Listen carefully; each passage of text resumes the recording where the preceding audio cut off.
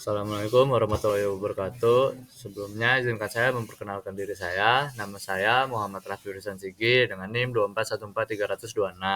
Saya dari kelas TMK 2A. Kali ini saya akan mempresentasikan skripsi mini saya yang berjudul Praktik Perencanaan Elemen Mesin, Perancangan Pasak, Poros, dan Pemilihan Bearing dengan menggunakan data tugas akhir. Dosen pembimbing saya yaitu Pak Susilo Handoko STMT dan Pak Bagus Bastiar STMT. Kemudian dosen penguji saya ada Pak Susilo Handoko STMT dan Pak Bagus Bastiar STMT. Untuk latar belakangnya, pompa merupakan salah satu peralatan mekanik yang berperan penting dalam berbagai bidang industri seperti perminyakan, petrokimia, pembangkit listrik, dan sistem distribusi air. Salah satu jenis pompa yang paling umum digunakan adalah pompa sentrifugal, karena memiliki kemampuan untuk memindahkan fluida dalam jumlah besar dengan tekanan yang relatif stabil dan efisiensi yang baik. Prinsip kerjanya yang sederhana yaitu mengubah energi mekanik dari poros menjadi energi kinetik fluida melalui impeller, membuat pompa ini menjadi pilihan utama dalam banyak aplikasi industri maupun pendidikan. Rumusan masalah yang dibahas dalam tugas skripsi mini ini adalah 1. Bagaimana perancangan ulang pasak dilakukan agar mampu mentransmisikan torsi secara aman pada sistem pompa sentrifugal. Yang kedua, bagaimana pemilihan dan perancangan bearing yang sesuai untuk menahan beban kerja poros pompa sentrifugal. Yang ketiga, bagaimana rancangan impeller yang optimal dan meningkatkan efisiensi aliran fluida pada pompa sentrifugal. Tujuan penelitian ini adalah untuk menjelaskan konsep perancangan ulang komponen pasak, bearing, dan impeller pada pompa sentrifugal di perpustakaan P. Makamika secara teoritis dengan mempertimbangkan karakteristik fluida kerja berupa air. Melalui kajian ini diharapkan diperoleh rancangan konseptual yang mampu meningkatkan efisiensi dan keandalan kerja pompa, serta menjadi dasar untuk analisis perhitungan pada tahap berikutnya. Di tinjauan pustaka,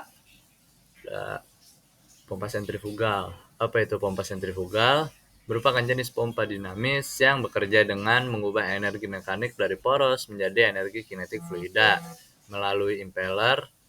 Prinsip kerja pompa sentrifugal adalah merupakan memutar impeller di dalam rumah pompa, sehingga fluida yang masuk ke pusat impeller akan terdorong ke arah luar karena gaya sentrifugal. Energi kinetik fluida ini kemudian diubah menjadi energi tekanan saat fluida keluar melalui saluran volut. Poros berfungsi menyalurkan tenaga putar dari motor penggerak ke impeller. Poros harus memiliki kekuatan dan kekakuan yang cukup untuk menahan torsi dan gaya-gaya yang bekerja selama operasi pompa. Bahan poros umumnya terbuat dari baja karbon atau baja tahan karat, tergantung pada jenis fluida dan kondisi kerjanya. Yang ketiga ada pasak. Apa itu pasak? Pasak merupakan komponen kecil namun penting yang digunakan untuk menghubungkan poros dengan elemen berputar seperti impeller atau roda gigi. Pasak berfungsi menyalurkan torsi dan mencegah slip antara poros dan elemen yang dihubungkan. Jenis-jenis pasak antara lain pasak paralel, pasak setengah bulan, dan pasak tirus. Yang keempat ada bearing. Bearing berfungsi menumpu poros agar dapat berputar dengan gesekan minimal dan menjaga posisi poros tetap stabil. Bearing dibagi menjadi dua, yaitu bantalan luncur atau plain bearing. Poros berputar langsung pada permukaan bantalan yang pelumasan di antara keduanya. Yang kedua, bantalan gliding rolling bearing terdiri dari elemen gliding seperti bola atau roll yang mengurangi gesekan. Flowchart dari alur perancangan yaitu ada start, terus kemudian studi kepustakaan, buku elemen mesin, dan literatur skripsi. Kemudian menginput data dan memasukkan data tersebut yang berisi tentang fluida kerja, daya motor putaran poros, dan beratnya. Kemudian perancangan poros pasak dan pemilihan bearing. Kemudian dicek apakah sesuai atau tidak Jika sudah selesai, maka tinggal selesaikan perhitungannya. Kemudian ada alur perancangan poros. Di sini ada start, kemudian dihitung daya yang ditransmisikan, P, kW putaran poros. Kemudian ada faktor koreksi. Yang ketiga ada daya rencana. Yang keempat, momen puntir rencana. Yang kelima, bahan poros perlakuan panas, kekuatan tarik. Apakah poros bertangga atau beralur pasak. Yang keenam, ada tegangan geser yang diizinkan. Yang ketujuh, ada faktor koreksi untuk momen puntir. Yang kedelapan, ada diameter poros. Yang kesembilan, jari-jari flat dari poros bertangga ukuran pasak. Yang kesepuluh, ada faktor konsentrasi tegangan pada poros bertangga dan pada B. Yang ke-11 ada tegangan geser. Yang ke-12 ada perhitungan. Yang ke-13 ada diameter poros, bahan poros, perlakuan panas.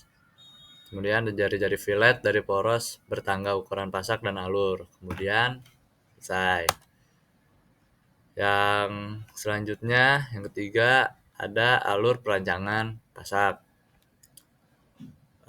Yang pertama, daya yang akan ditransmisikan, PKW putaran poros, M RPM. Yang kedua ada faktor koreksi. Yang ketiga ada daya rencana. Yang keempat ada momen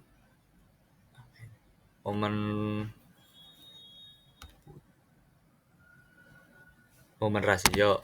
Yang kelima ada bahan poros, perlakuan poros, kekuatan tarik, apakah ada tangga atau alur pasak, faktor keamanan.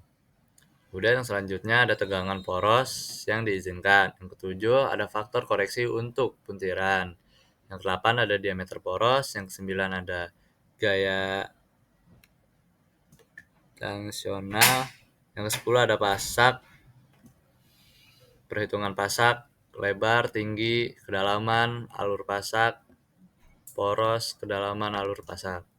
Yang ke-11 ada perhitungan perlakuan poros, kekuatan tarik, dan faktor keamanan. Yang ke-12 ada tekanan permukaan pasak yang diizinkan. Yang ke-13 panjang pasak dari tegangan geser yang diizinkan. Kemudian yang ke-14 ada harga terbesar dari antara 11 dan 12. Yang ke-15 adalah panjang pasak. Yang ke-16 ada perhitungan. Yang ke-17 ada ukuran pasak, B kali H, panjang pasak, dan bahan pasak. Kemudian hasil akhir dari perhitungan.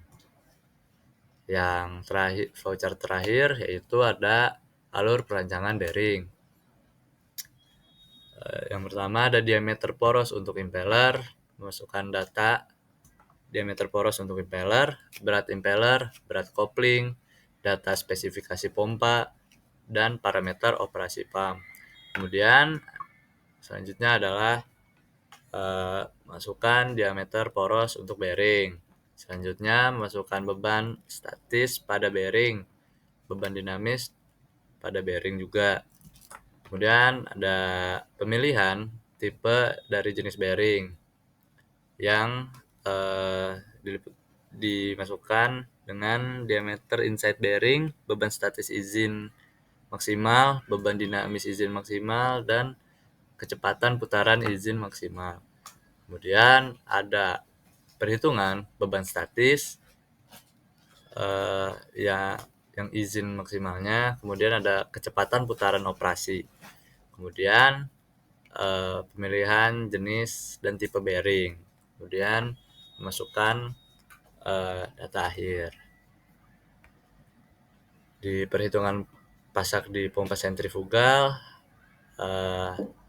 maka didapatkan data lebar pasak 15 mm, tinggi pasak 10 mm, jari-jari fillet pasak 0,50 mm, tinggi alur pasak pada poros 5 mm, tinggi alur pasak pada impeller 5 mm, panjang pasak 40 mm sampai 180 mm. Kemudian menghitung gaya tangensial, T sama dengan 103,213 kg. Kemudian ada DSP sama dengan 61 mm. Sehingga daya tangensial yang terjadi pada permukaan poros adalah F sama dengan T dibagi D SP per 2 sama dengan 103,213 kg dibagi 61 mm per 2 sama dengan 3,384,0327 kg. Kemudian menghitung tegangan geser izin material pasak sama dengan 394,72 MPa sama dengan 40,25 kg per mm. Terus SF1 sama dengan 6, SF2 sama dengan 2,5. Sehingga besar tegangan geser yang diizinkan adalah K sama dengan B per SF1 kali SF2 sama dengan 40,25 kg per 6 kali 2,5 sama dengan 2,6833 kg per mm. Menghitung panjang pasak minimal. F sama dengan 3 kali 384,0327 kg. B sama dengan 15 mm. Dan K-nya sama dengan 2,6833 kg per mm. Sehingga minimal panjang pasak adalah L F per B kali TKA sama dengan 3,384,0327 kg per 15 mm dikali 2,6833 kg per mm sama dengan 84 mm. Kemudian ada perhitungan pasak di pompa sentrifugalnya. Menghitung outboard bearing itu ada item, specification, manufacturer, SKF, type, tipenya single row angular contact ball bearing, serial number 7217 DECBM, rating beban statisnya 90, rating beban dinamisnya 102, inner rest diameternya 85, outer rest diameternya 150, dan lebar bearingnya 28 mm. Kemudian menghitung beban dinamis ekuivalensinya. Nilai beban dinamis ekuivalen pada bearing dapat dihitung sebagai berikut. P sama dengan FR sama dengan 119,68 kg sama dengan 1,17 kN. Menghitung inboard bearing. Item spesifikasi manufakturnya SKF, tipenya double row angular contact ball bearing, serial numbernya 3317A. Rating beban statisnya 176, rating beban dinamisnya 208, inner rest diameternya 85, outer rest diameternya 180, dan lebar bearingnya 73. Kemudian menghitung rating beban dinamis, back to back arrangement, besar nilai rating beban dinamis pada bearing yang sudah ditentukan dapat dihitung sebagai berikut. Diketahui C single bearing sama dengan 208, sehingga besar nilai rating beban dinamis adalah C sama dengan 1,62